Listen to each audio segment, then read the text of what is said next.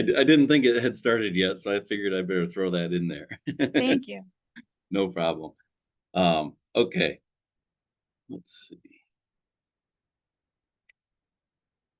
So when we talk about construction inspection, when you're out there as an inspector, you're really one link in a long chain of things that need to go well together in order to make sure that we're getting a quality project. So I like this visual here. We really need the design, we need the suppliers, we need the right materials, we need the plant, we need the lay down crew, along with the inspector. We need everything to go well in order to get a good quality product. So sound inspection practices during construction are a vital piece of that chain. Really, for inspection, both the agency and the contractor are responsible. It's not just on the agency inspector to make sure everything's going well. The contractor is responsible to make sure that they're doing best practices in order to get a quality project too. So typically, out on a paving crew, the foreman or the superintendent is going to be in charge out there, and they're kind of responsible to make sure that the crew is doing a quality job as well. So really, it's those two kind of a lot of times are the key people out in the field watching to make sure.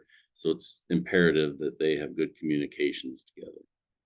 Um, Process control and acceptance procedures alone are not going to ensure quality. It takes everybody watching and making sure that. So key components of inspection. Obviously, we've got to make sure that we're enforcing the specifications, ensuring that good practices are being used, and observation of materials and workmanship. So how do we define quality? Because ultimately that's what we want. We want a quality road at the end of the project. It's got to be able to meet agency mixture specifications, density specifications. We want a smooth riding surface. We want to make sure that we've got uniform texture and appearance, and really obtains expected service life. We want that long lasting asphalt pavement. So just talk a little bit about responsibilities, key responsibilities for the inspector. They're really out there to represent the owner's interest. So you want to make sure that things are going well. Keep the daily construction diary. That's important. Anytime, you got to go back in history and find out what happened on a certain day. You can look at those IDRs, the daily reports, and the better, more details that are in those, the better off you are. Um, Other responsibilities: monitoring ambient air and mat temperatures. We'll talk a little bit about why temperatures are so important. We want to track the tonnage with the truck tickets, calculate yields to make sure that we're matching what we're supposed to be putting down. We want to monitor compaction, observe materials and workmanship, and make sure that good practices are being used. So, Chuck, I've got a question for you. If somebody is getting ready to go out to do some inspection and maybe they haven't gone out before, what kind of things should they have like in their toolkit of things to bring out in the field? Yeah, no, that's a great question, and it really depends a lot on the specifications. Are they going to be sampling or doing any test verifications and things? Because obviously, then they'll need that equipment as well. But some basic things, probably I would say the first thing is a basic knowledge of kind of best practices. You can see in this list here, part of it is to observe that materials and workmanship. So having an understanding of some of those best practices. Not to say that they've got to be the expert, they're not doing the paving every day, but at least an idea of what to watch for. Obviously, you're going to have, something to do your daily reports with. When I was an inspector, we had the little hardbound yellow books with the, graph paper in there so you could do sketches and things like that. I'm sure there's apps for that now. You'll see in this picture, he's got a clipboard with papers on it. He's probably got his specifications, plan sheets, something to do his IDR with. He's got a wheel there to be able to measure out distances. Here he's, taking a nuclear density gauge reading. So by specification, that's got to be done at certain distances and things like that. So really a lot of those things, and obviously safety equipment, your hard hat, your boots, you got to have your proper safety equipment. And a lot of times that depends on where you're paving, what type of project that you're doing. Different project locations have different requirements, so you've got to be aware of what those are as well. I always found it's helpful to have the contact info for the interested parties with you as well, so you're not trying to fumble through finding those in a long series of emails as well. Yes. Yeah, Um, because you don't wanna have to go back to your pre-production meeting notes and figure out, "Okay, who am I supposed to call?" And that is important as well because, like I said, the inspector along with the paving foreman or the project superintendent, depending on how the paving company runs their crews, obviously, you've gotta be talking with them every day, but you also need to who the project manager is, on both sides so that if there are issues, you can, get a hold of people quickly because, yeah, when we're talking about keeping temperature hot, if we're stopping the paving for anything, we gotta make sure that it's something that needs to be stopped and not letting that mix cool down, and then we can't use it even if it's nothing wrong with it. So, yes, that'd be top priority there as well, who to get in touch with and knowing how to get in touch with them quickly. Cell I phones. think that that might roll into another question here about the inspector's role on the project. You talked about the project managers and whatnot. They're going to be above that inspector, but what's the inspector's role? Yeah. Really, the inspector's role is to keep track of what happens, because of the way, certain specifications are written and stuff. So they're out there to make sure that, okay, they're paving it this wide, their yield is this, they're, moving along. If they've got to take the samples or do some tests along the way, they're keeping track of that. And like I said, you keeping that construction diary.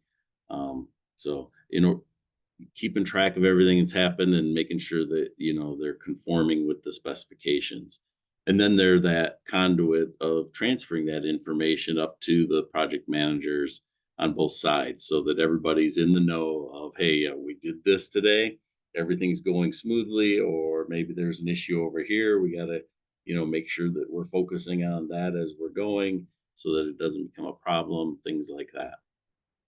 When you talk about that daily inspection diary or daily inspection report, things like the date and time that specific things happened, who was on site, what other types of things should go into that report?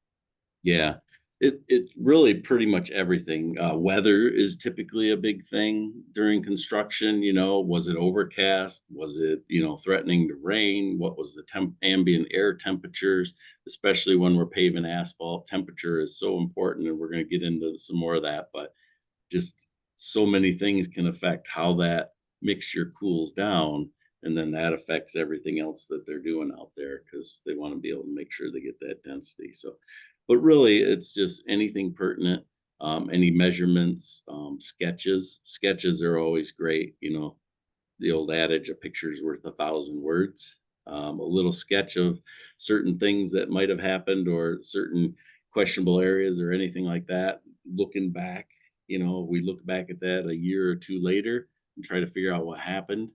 Really, it's those things that'll be able to pinpoint if there was an issue or a problem or anything that we're trying to figure out. The more details, the better. All right, we got a few questions, other questions. We'll let you keep going and we'll save some of these till the end. Okay. Next, I wanted to kind of step into a little bit on temperature and weather limitations. This slide here just shows kind of the MDOT temperature and weather limitations with the MDOT specifications. They used to have like seasonal limitations, but now they're just temperature and weather limitations with the 2020 spec book. And basically, if it's minimum temperature of 50 degrees, we can pave any course. If it's down to 40 degrees, we have to have a minimum thickness that we're paving of 120 pounds per square yard. So at least You got to be over an inch thick if it's that cool. If it's down to 35 degrees, at least 200 pounds per square yard. So almost 2 inches thick is the minimum thickness that you should be paving. Um, and again, those limitations are due to how quickly that material is going to cool off and um, when it's colder out. So why do we specify minimum and maximum mixed temperatures? Obviously, um, we want to make sure that we're able to get density. So if it's really cold out and that mix is going to cool off a lot quicker, we don't have that opportunity to get that density. Most agencies specify a minimum mixed temperatures around 250 degrees. I hate to give out numbers because really it's dependent on each mix type and binder type that we're using. Um, so that's just kind of a rule of thumb. And now with warm mix add mixtures, temperatures could be down around 200 and still be fine. So um, So why does it matter if the mix is too cold? Really, it's because the mix stiffness stiffens as it cools, and that makes it difficult to obtain that proper roadway compaction or density. Um, and really, getting density on that mix is probably the most important factor when we're talking about that road being able to have the longevity that we want. So compaction is key, so that in turn temperature becomes a big issue um, in order to get that compaction. So, why does it matter if the mix is too hot? It can also be too hot. I mean, we don't want to overheat the mixture. A lot of people, used to think that, well, if it's colder out, we'll just, turn up the heat at the plant and make the mix hotter so that it'll stay hotter longer. Well, the problem there is that um, you can burn off some of the lighter ends of that liquid asphalt at the plant and what that's going to do is cause some early aging of the binder and cause it to be more stiff. So actually that hotter mix may be harder to compact out in the field. So but then it also makes it more susceptible to cracking. Basically, I like to tell people you're aging that asphalt by turning up the heat. We've got a couple of questions about temperature. One question is that minimum temperature, is that within 24 hours or is that the time of paving? Like when are we measuring that temperature? Yeah, usually when we're talking about like the 250, we're looking at what it is right behind the screed. So your minimum temperature, I think the MDOT specification, you have to be plus or minus 20 degrees of that maximum mixing temperature right behind the screed. So um, those are where we're typically looking at the temperatures. Now, the So inspector during his daily duties, he can be checking it, in the truck as it's coming through the paver and then behind the screed and seeing to make sure that it's not losing a lot of temperature somewhere. so Those are the kind of best another practice. question was about the ambient air temperature, that minimum. Are we taking it like the hottest temperature, the coldest temperature in a 24-hour period, or is it like what we're At the currently time of seeing right placement, at the yeah. time of place? Yeah, that's gonna be at the time of placement because that's gonna affect, how fast that mixture is gonna cool as we're Yeah. laying it down on that cold surface. Yep, and a lot And can go into, the ambient air temperature, and that's why sometimes it's important to know if it's cloudy or sunny. If it's 35 degrees and sunny, that's gonna affect how much it's gonna cool if it's 35 degrees and cloudy. And then you add wind into there as well. If it's really a windy day, it can cool off even quicker. Um, okay. there was an app that the University of Minnesota created years ago called Multi-Cool, and you could put into some of these factors of wind speed, was it sunny or cloudy, and the ambient temperature, and get an idea of how quickly your HMA will cool off based on how hot it is and all those factors. Okay. This kind of goes along with our temperature a little bit. How much time should you be waiting between delivery of asphalt trucks? Like the timing of those trucks in terms of trying to keep temperatures where they need to be. Yeah. Really the one of the best practices that we can do while we're paving is to keep that paver moving, never have to stop that paver. So you want to keep the trucks coming fast enough that they're out in front of the paver so the paver doesn't have to wait for the next truck to get there.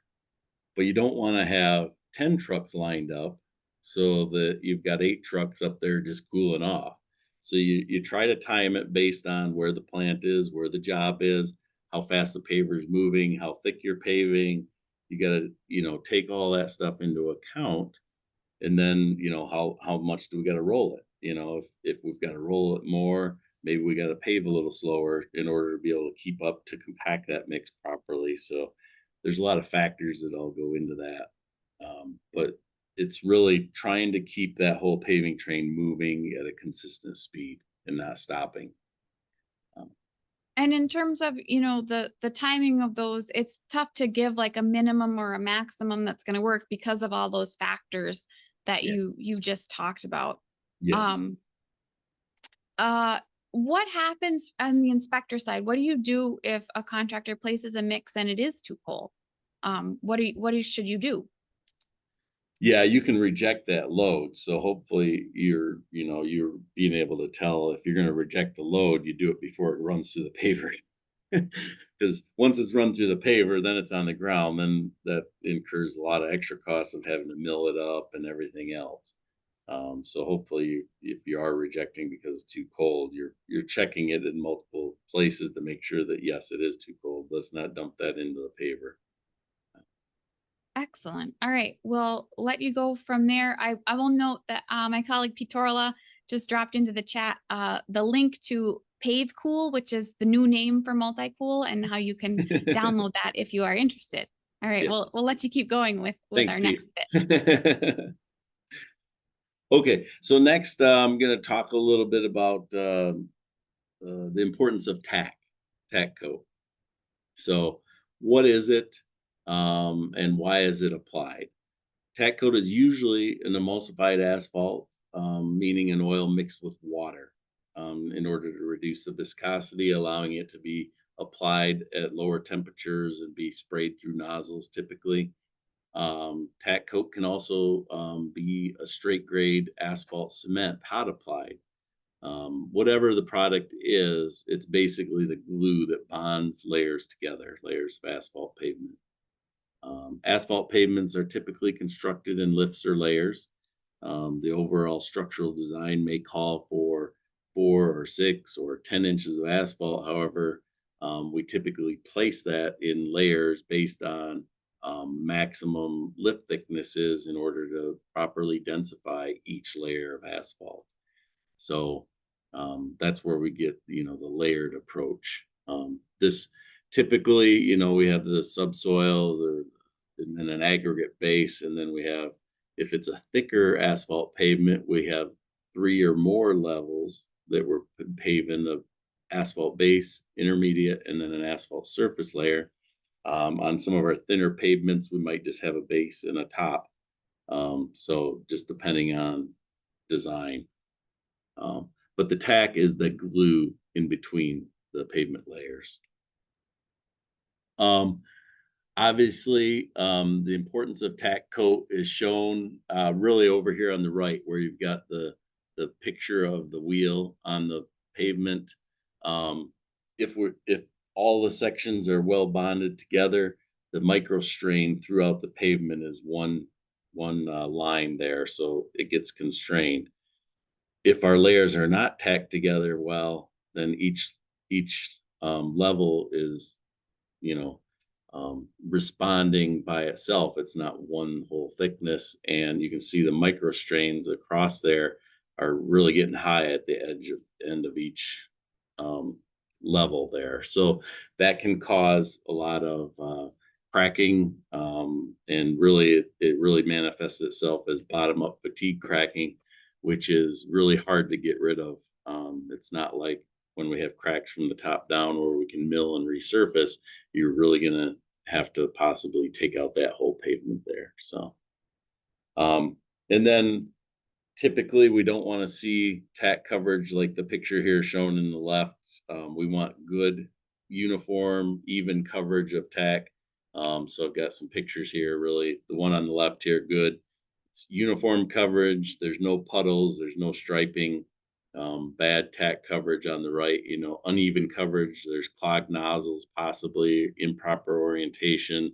You can really see those stripes going down the road, and that's not what we want. We want a nice uniform coverage of tack coat in order to glue those layers together.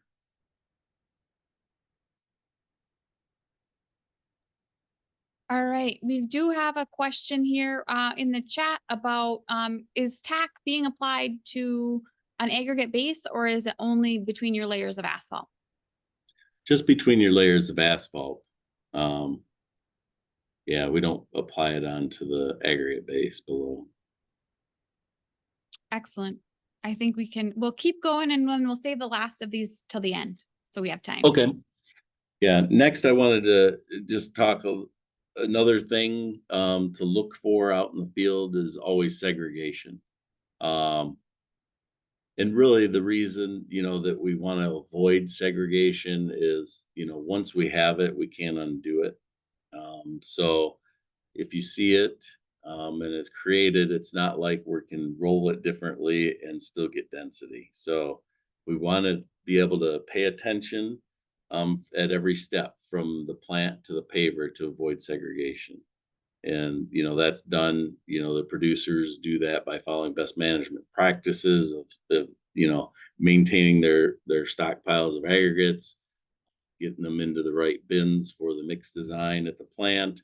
How we load the trucks, we load them in multiple dumps so that segregation is usually caused when the larger stones are rolling off of the conglomeration and separating themselves from some of the finer stones in the mix. So by doing multiple dumps rather than just one big dump, that kind of minimizes that segregation. Um, and what can segregation cause? You can see here, this picture shows there's a blemish kind of through the middle here, and you can see that that area being segregated, we're seeing lower densities there. So that's the issue with segregation and why we want to try to avoid having that out on the mat. Um, what we want is side to side, a consistent mat as we're paving. So that segregation free mat, it's going to make it easier to get density all the way across that mat, and it'll perform a lot better over time.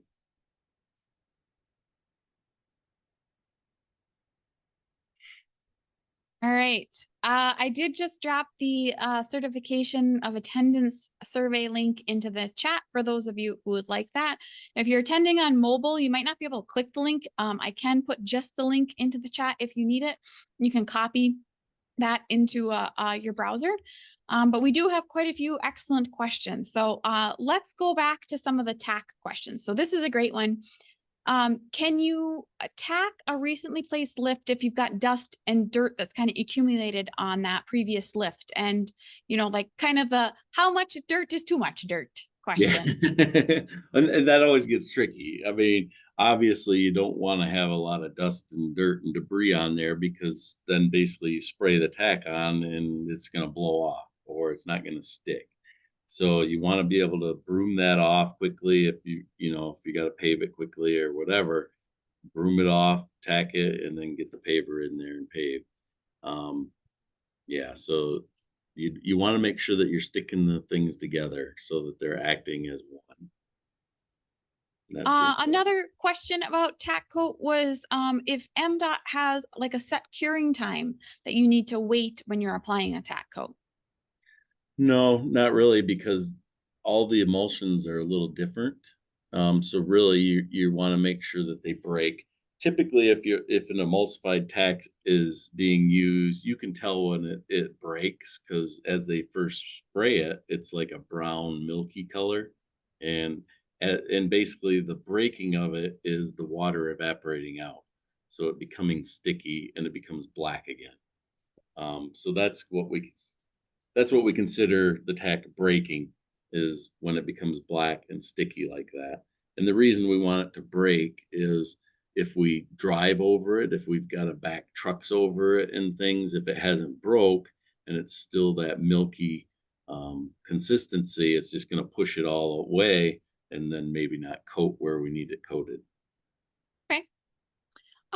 This is a question about thermometers. So, do you have an opinion about like a probe thermometer versus like the infrared, like the gun shoot the gun laser type thermometers? Is one or the other better or worse when it comes to inspection? I mean, everyone's gone to the shoot and, the infrared thermometers for ease of use. I don't see too many people anymore with the probe thermometers. Trucks used to have a little probe thermometer hole in them where you could stick a probe thermometer in there. And I mean, then you're kind of getting more into the pile of what the temperature is. With the guns, you got to realize that, that's kind of on the outer crust. So maybe you want to, if you're looking at rejecting a load, maybe not count on just that and look at what the actual, in the pile is. Because putting that into the paver and that's going to kind of remix some of that stuff together. And, you don't want just that cold crust possibly out on the outside to inform your decision to reject a load. All right. We've got a couple of compaction questions. One is, can you overcompact asphalt, and what would be the effect of that? Yes, you can. And probably the biggest effect of over compacting the asphalt would be like breaking stone. And then then you're kind of affecting the durability of that asphalt mix. If the stones are cracking, then they're not able to distribute the load through them the way they're properly designed. Um, if you go through and if you're not measuring density using a nuclear gauge, that's correlated to an actual core sample to get an actual density. So if you were to take a gauge out, you could do a roller pass, put the gauge down, do another roller pass, put the gauge down, and you can plot that. And we call that a number of passes. It's basically number of roller methodology. You plot that up and you can see that the density will keep increasing until it reaches a point it'll start going down. So that's how you develop a number of passes curve. Then you want to go back one so that you're getting that maximum density and not harming that asphalt pavement itself. So I yes, think you that can overroll them. I think that kind of answers another question here of are you allowed to use a non-nuclear density gauge on MDOT funded projects? Is that something that you can do? Yeah, they're typically using those for a lot of non-nuclear density gauges are being used. It's for QC purposes. It can be used by the QA personnel as well to get an idea. MDOT's cutting cores and measuring the density that way, the in-place density.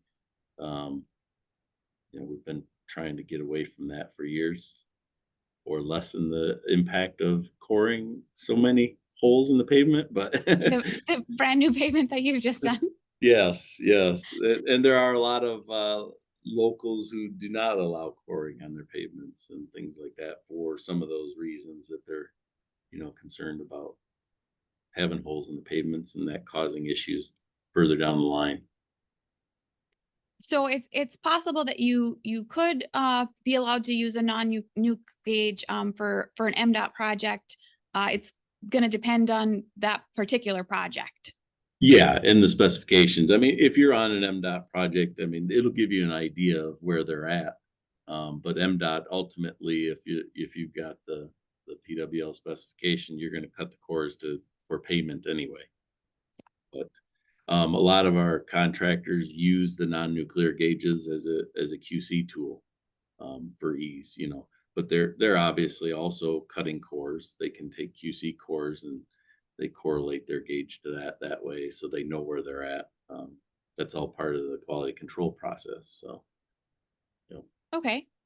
We've got another one. Is it okay to check the asphalt temperature from the truck? So I guess maybe a wider question of like, where are all the places you should be checking temperature?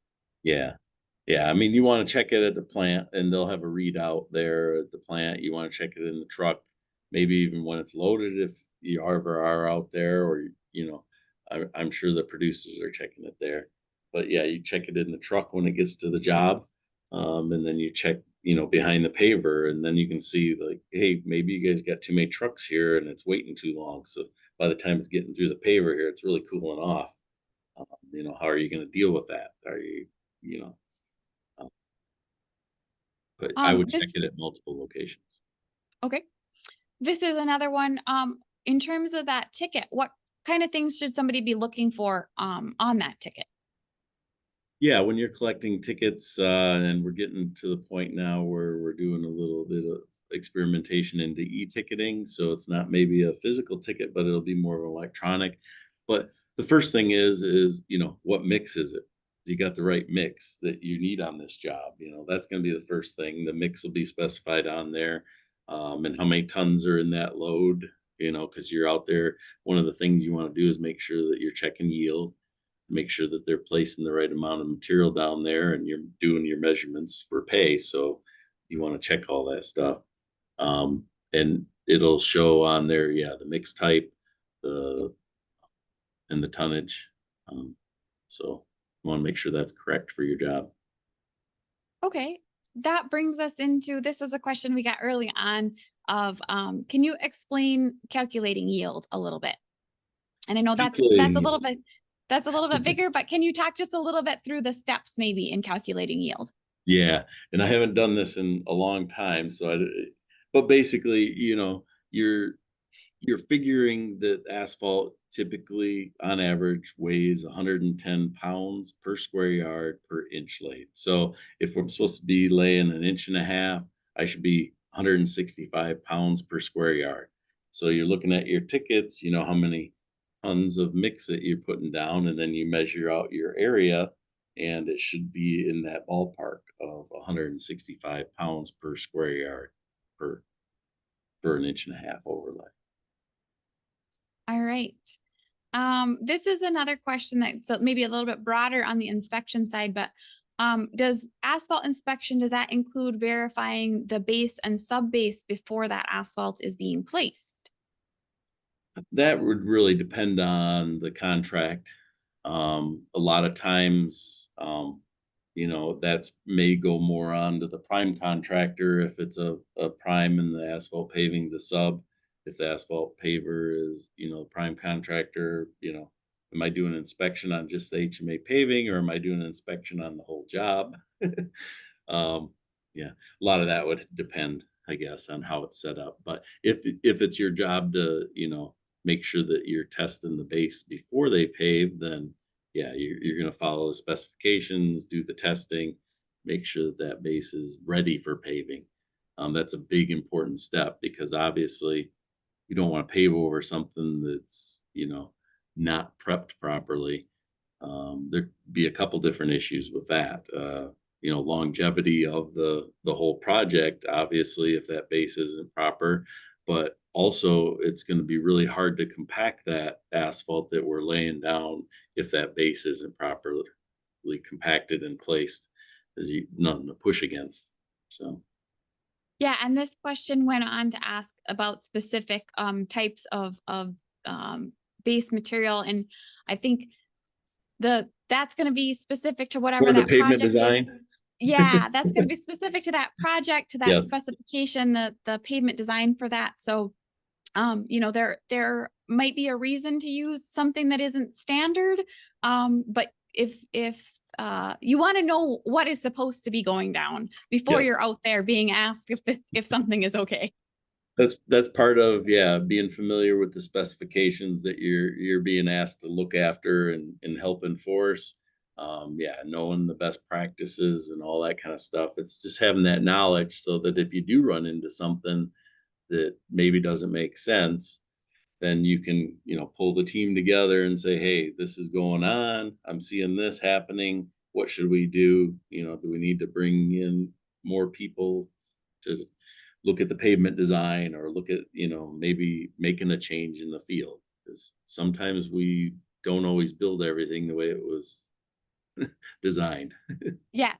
And sometimes a design doesn't necessarily make sense compared to like what a standard design is, and it doesn't necessarily mean that it's wrong either. Right, But it being able to question that something is unusual is not a bad thing. right. Um, So here's a question from an inspector's perspective.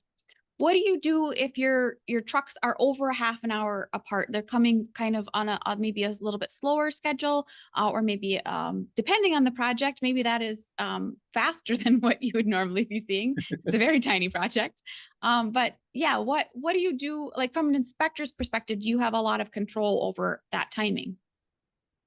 You probably don't have a lot of control over that timing, but hopefully you can talk to the foreman if you're seeing them paving and stopping and waiting all the time, "Hey, what are you guys doing to remedy this? I know this isn't, the preferred method of paving." If we're paving a 2-mile stretch, we don't wanna be stopping every 150 feet. We wanna keep the paver moving. Can we slow it down, or is there a way that you can speed up getting the trucks here? Maybe we need to, wait a while and pave a stretch when we can get that back on. So it's having those communication lines open and being able to work together to solve a problem that you're seeing.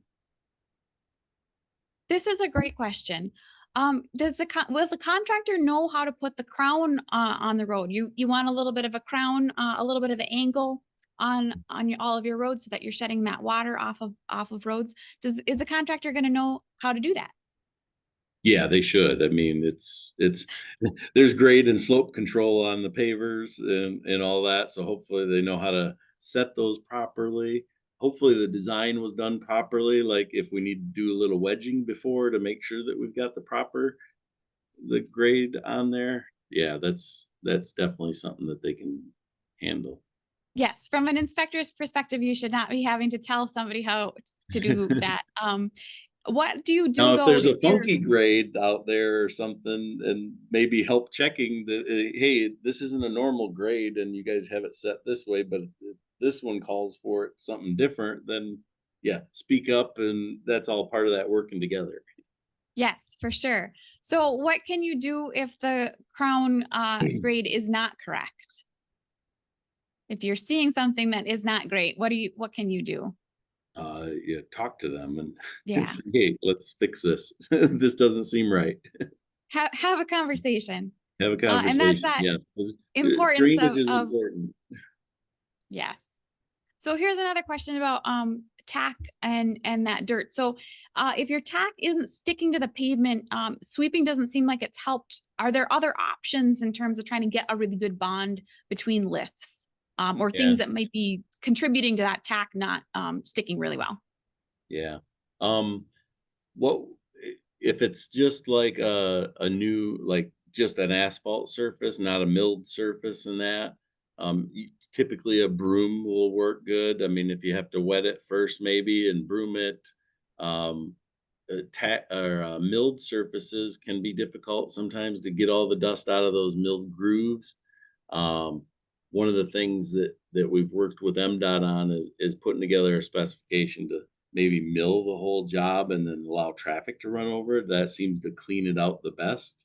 When you have to mill it and then fill it in the same day, it is hard sometimes to make sure that we get that material clean and dry to put down the tack. Um, so it's just one of those things that you have to keep on, make sure that everyone's doing the best practices and making sure that they're getting that stuff cleaned off as best possible. If the broom isn't cleaning it off, then maybe the broom bristles need to be replaced, different things like that. Kind of look at all those options. So we've got a couple of questions here about both crown and slope and then also the grade. So just a quick review if folks aren't aware of this, your crown is both of your lanes, they kind of come to a little peak at the center line for the most part, unless you're going around a curve, in which case you might have a little super elevation and both of the lanes are in the same direction. So you can kind of NASCAR your way around that curve. And then the grade of the road is going to be, are you going up, like up a hill or down a hill? That's going to be your grade. So we got a couple of questions about that. Using a smart level, is that a handy tool to have in your kit of things?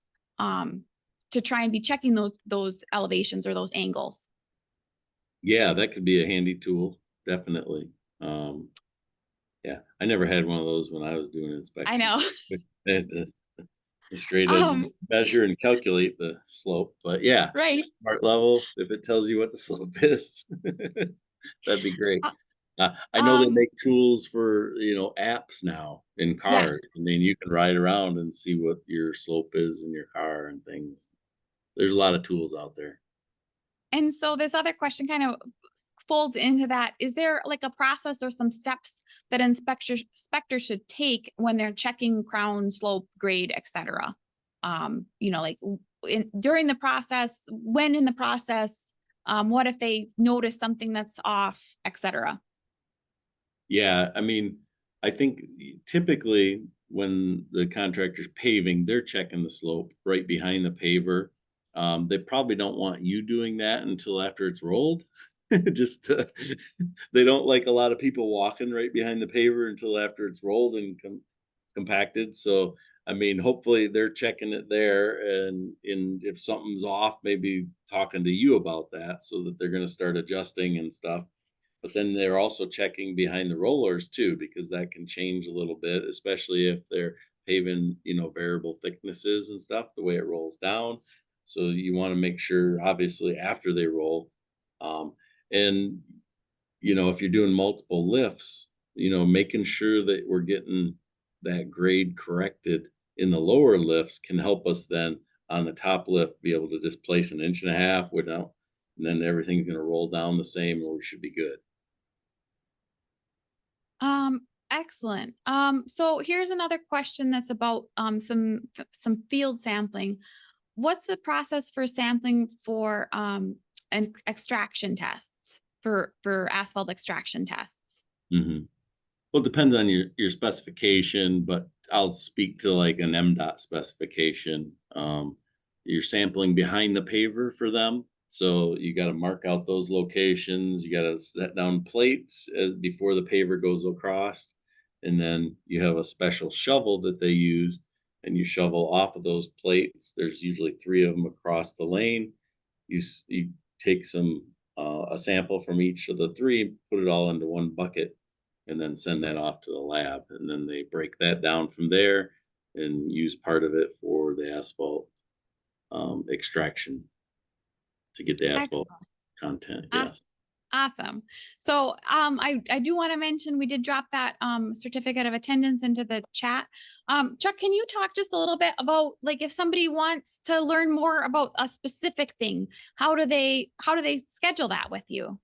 Yeah, I mean, we're open to doing any kind of training. All of these trainings that we've done with the Center for Technology Transfer at Michigan Tech have just touched on topics. They've been quick hitting kind of things. We do offer, asphalt trainings around the state on a very wide range of topics. I mean, we can talk anything about asphalt. We can go into more details on a lot of these subjects. I always tell people I could spend over an hour on probably segregation. I could spend an hour on, inspection, you know, all of these topics in subtopics in each one of them. So really just reach out. We have information on our website, www.apa-mi.org, or shoot me an email, cmills@apa-mi.org, and we can work with you to set something up if you need some more asphalt training. And I did put their website into the chat as well. We do have a few more questions that are coming in, so thanks, folks. This one is a good one. This kind of relates back to you're working with your contractor. How should it be handled if you're paving in front of a driveway to like a business and you've got cars that are coming in and out? Yeah. I mean, typically what you're gonna do is, have somebody there directing traffic. Hopefully, you've talked to the business, about when you should be paving, and maybe, if there's another way for people to get in and out, or, you know, let them know that it's gonna take us 15 minutes to pave by here and get it rolled before we're gonna allow traffic out on it, because we don't want them to tear up the mat turning and pulling out of your parking lot. Um, And like I said, I put that certificate of attendance survey that also allows you to give us some potential other topics that you might want us to do more of these lunch and learns with Chuck or with other folks in other sectors too. How about this one? Is it a good idea, like as an inspector, should you drive the truck route from the plant to the project? Is that something that is recommended, or is that overkill in terms of having an idea of that route? I mean, you could do that on your way, before the work's beginning, Obviously, you don't probably wanna do that while they're paving because you should be out there with them while they're paving, but, I mean, just to have an idea, especially if you're, like, new to the area or something, to get an idea of what are possible, congestion points or things like that that could slow a truck down or things like that. It's always good to have a good idea of your surroundings. How about this one? For projects that are let through MDOT, can samples be obtained at the plant for those local agency projects? Can like can a local agency get those plant samples? When it's for MDOT? Yeah, Yeah. yeah, I would think so, yeah. Yep, 'cause it really depends on the specification of where the samples can come from and all that. I mean, sometimes their samples are taken right at the plant. On some local jobs, they may have a technician right in the contractor's QC lab running the QA result, tests right there. So they're getting those samples right from the plant. MDOT's very specific about their samples have to come from behind the paver, but that's not typical on other jobs. Um, they can be sampled at the plant, out of the truck. They can be sampled, you know, from the truck at the job. They can be sampled behind the paver, uh, sampled from a mini stockpile on the job. There's a lot of different options for sampling and collecting those, and then getting them to wherever they need to go. All right. This one is a question about compaction. If you can describe a little bit about the importance of checking density at more than one stage in the compaction process. So this person said that they've seen some density inspectors not check the breakdown rollers and only checking at the finish roller. And if you can speak to that a little bit. Yeah, the nice thing about checking, as you're going along, especially if you're using like the number roller method to accept your density and you're not coring to get an actual, density number correlating your gauge to that, you just have a better idea of, okay, after one pass, it's this, after two passes, it's this, and I can see that it's going up. If I'm just checking after the final roller, I don't know what that curve looks like. All I know is a point. Don't know where along that curve. Have I over compacted? Could I maybe get more compaction? I don't really know. So that's why it's important to check along the way. All right. And maybe, excuse me, maybe it's not the inspector that's checking all the way, because the contractor's QC personnel are going to be out there checking along the way. Inspector could be right there with them, watching it and knowing what they're getting. And then if they want to check it as well, they can do that.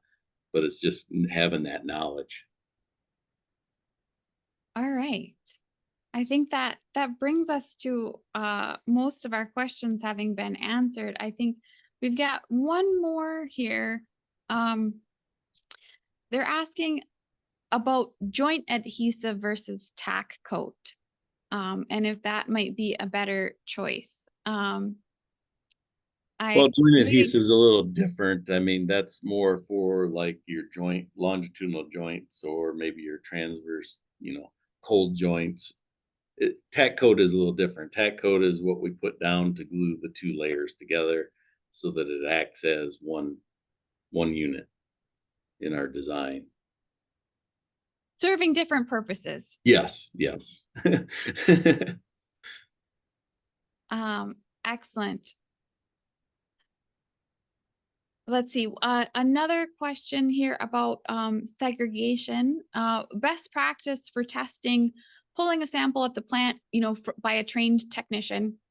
Um, it's possible for a plate sample to differ, from the plant, and you could have segregation occur due to that. Do you have anything maybe to add to that comment? Yeah, getting into, the whole segregation, like I said, you gotta really check all the way along the way, because I mean, it could get segregated at the plant, during the process of making the mix. If, your bins aren't working properly or something like that happens, then it could get segregated at the truck as it's loaded.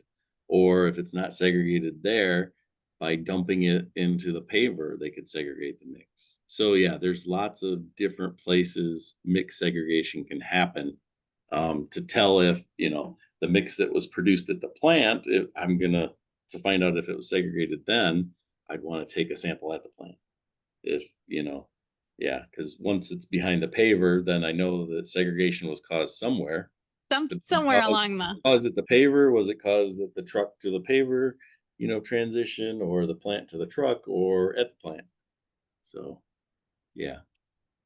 All right. I think we have one more question here, which is, should you apply tack coat to the face of a curb as you are paving? Or is it only the horizontal Yeah, layers in you between asphalt? best practices are to place it even on the vertical edges of where the edge of what you're paving goes into as well, to get it to stick there so that, and really the main reason for tacking those vertical edges is so that you don't get as much movement there as you're rolling it. So it's gonna help kind of stick it there so that when you're compacting the material.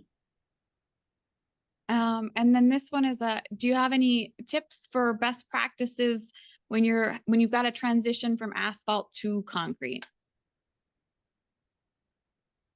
For transition, like as we're paving, it must Yeah, be, I think if you've got a transition, like if you've got um, a hard stop, maybe like at an intersection, something like that, yeah. where you've got concrete up until till a point and then now asphalt When you're beyond that. taking off, yeah, I mean, there's different procedures for, yeah, making sure that your grades are all gonna match and stuff, and hopefully it was designed with a long enough transition piece so that we can make that transition smoothly and not in 50 feet having to I could spend hours on that. It gets into Right. design and all kinds of things, but no, that's yeah.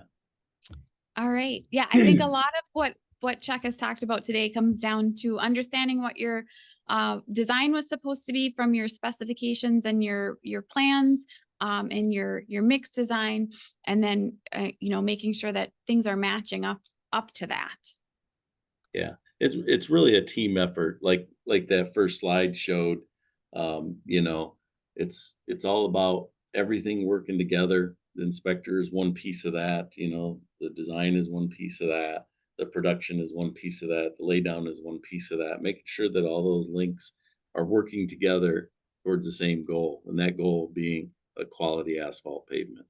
And that's what everybody wants, and that's the reason, we go through all these different processes and checks and balances, when we're doing a project. Excellent. All right. If folks are having any trouble with that survey, let me know. Um, we'll hang out here for another minute or so. But other than that, thanks so much for this session, Chuck, as well as the previous Yeah, ones. this is the last of our 4 now, so hopefully, we'll have more in the future. Yeah. Maybe even some in-person ones around the state. We'll see what we Yes. can do next year possibly, or this fall. We'll see. As well. Yes. Forward to Thank it. you guys for attending today's webinar, as well as if you attended the previous ones. We'd love to hear your feedback.